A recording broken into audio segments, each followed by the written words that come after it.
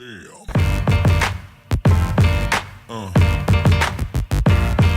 Yeah. Yeah.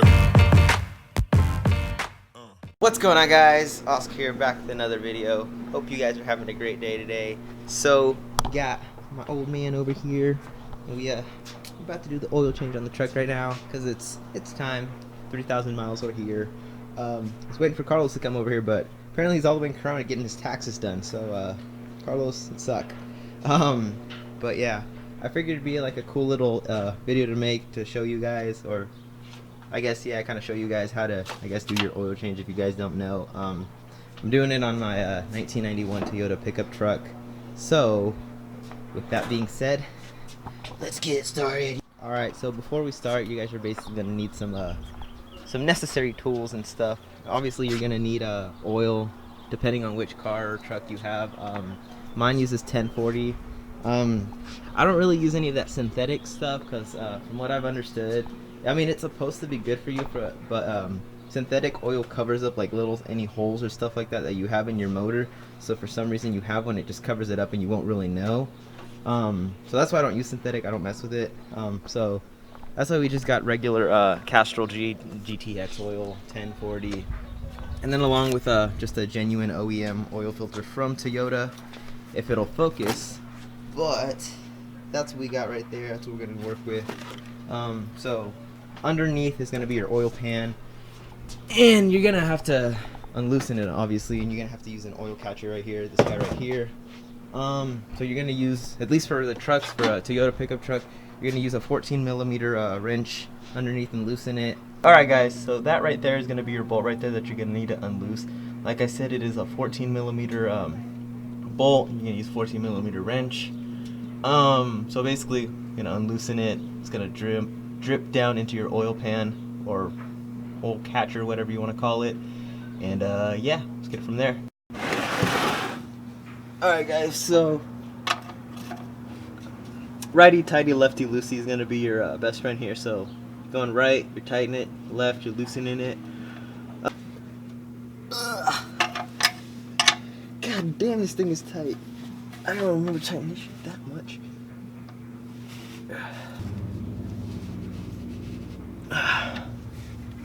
Jesus fucking Christ, dude. This shit's a lot fucking tighter than I expected it was. There we go. Alright, the bolt is unloosed now. Now we're just gonna put the oil catcher thing right here. You don't need anything too fancy, really. This has kind of just been sitting there for like a couple months, and I just figured why not use it. But yeah, so basically the bolt is now loosened. That's a lot of oil right there. So the bolt is now loosened, so we should be good. Gonna unloosen it and then have the oil just drain down, and then just gonna let it sit there for a little bit, just kind of let it drip, let all of it go down.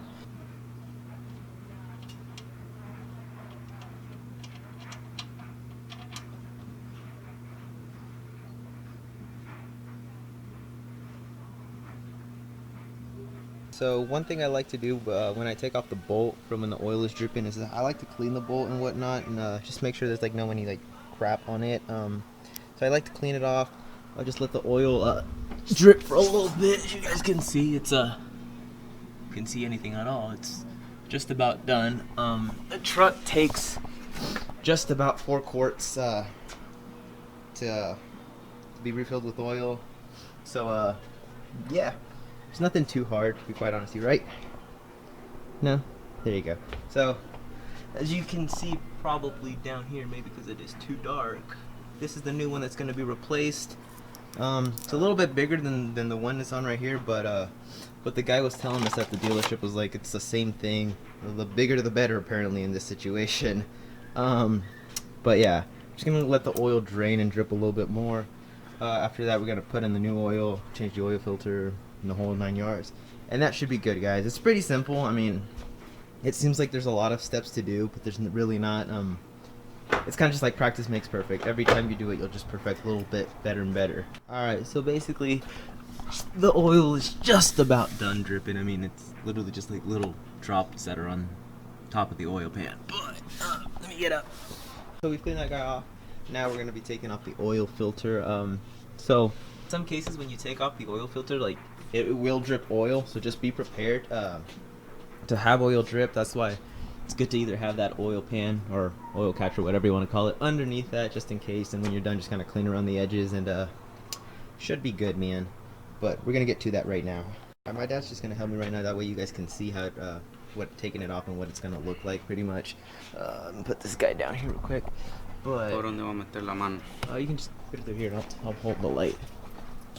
I don't know if y'all can see, but the oil filter is right there where his hand is. Just gonna loosen it. Really, you don't need anything too fancy with these. Literally hand tying them or tightening them is a little bit better, because we kind of struggled right now to take it off because it was like really tight on there. But here, I'll show you underneath. I'll show you what I mean by when it's leaking oil. See that?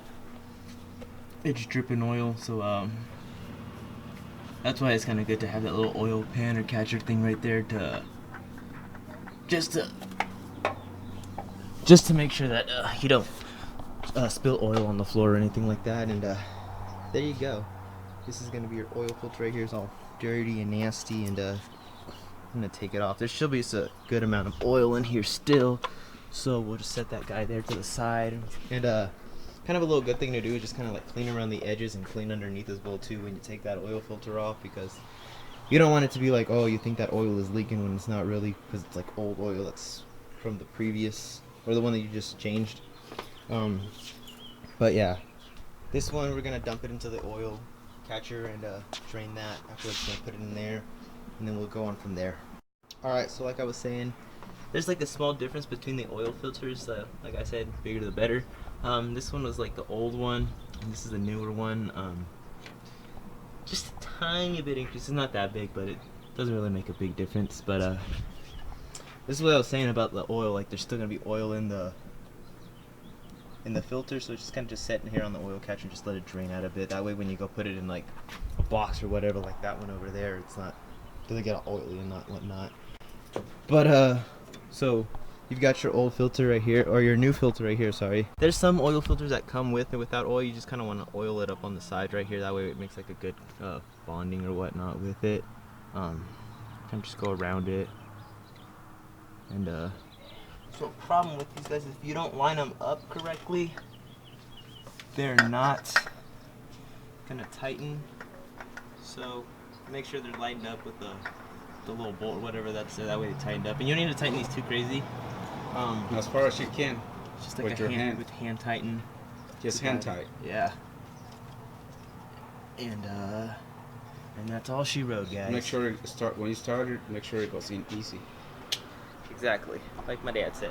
But since the oil filter is basically on right now, all you really have to do now is just kind of pour in the new oil in it. So like I said, these Toyota pickup trucks, anywhere from whenever they had the 22 RE model, they take exactly just around 4 quarts of oil. So kind of good just to like measure and whatnot. But we're just about done. Literally all we have to do is just put in the new oil in there, and that's just about it, guys. Alright, so like I said, we're just going to quit putting in the oil. Kind of want to be careful because it's a lot to begin with, so just little by little. And like I said, this one only takes just about like 4 quarts of oil. Depending on what you want to do, you could buy the big bulk one that has like 5 quarts in it and just have like remaining oil left. Or you could buy the individual ones that are like a quarter piece, but those just comes out to be a little bit more expensive, so you're better off just having an extra quart of oil just in case if for some reason your motor's just burning more oil than it should be or for some reason. But yeah, it's just good to have this guy extra. We got exactly like 1 quart left. So yeah, we're gonna lower the truck down and then we're gonna check the levels of the oil using the dipstick. And yeah, and then after that we should be done with it. It's not really that hard. I mean, it can only take a long time if you actually let the oil drip from the oil pan and just let it sit there for a little bit. But other than that, you could literally just do this in 10 minutes if you really wanted to, if you're really in a hurry. I don't recommend it, but I recommend just taking your time doing it. But there you go. That's how you do it. Changing the oil on a 22 RE motor on a little pickup truck. But yeah. Hope you guys enjoyed this video today, and I hope this kind of helped any of you guys who are new into the truck game or into like the mini truck scene or whatever, and kind of want to work on your own stuff. It's really easy. My pops over here was the one who taught me and helped me.